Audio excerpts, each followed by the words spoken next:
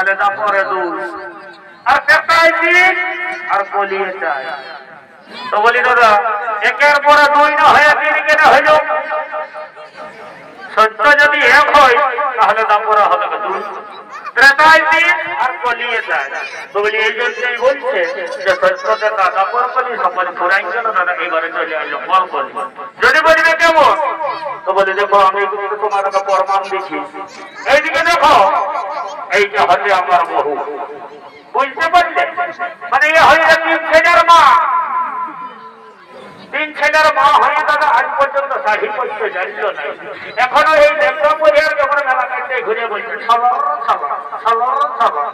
তো বলি দাদা এটা দেখো এই যে গল্পলি যুগে কেউ আর শাড়ি পরিবে না, এখন সবাই বহু কিছু কিনা এরকম লেখা পরে আরো ঘুরে বলবে বলিয়া ভাই এদিকে শুন ভালোই তো দেখাবি।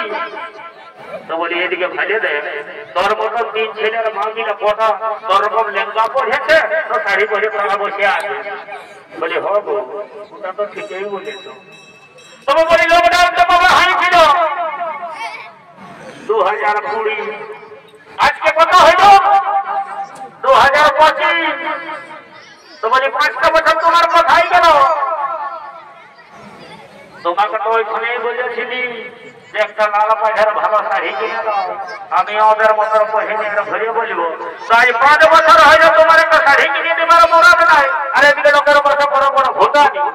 বলি হো ঠিকই বলেছিস, ওটা বলেছিলিস আমি মানলি।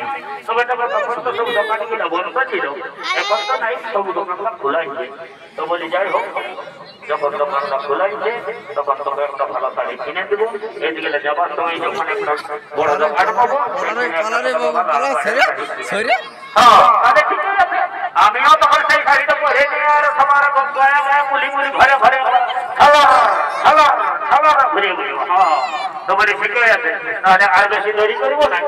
তো বলি যখন শাড়িটা কিনতে একটু দোকানটা খুলুক, তবে আমরা ততক্ষণ একটু করা সবাইকে একটা আনন্দের সহিত পুরুলিয়ার গান ধরে সবাইকে নাচাই দিয়ে যাবো। বলিলে হলো না একটা ভালো পুরুলিয়ার গান ধরে যখন সবাই বেরিয়ে নাচতে পারে।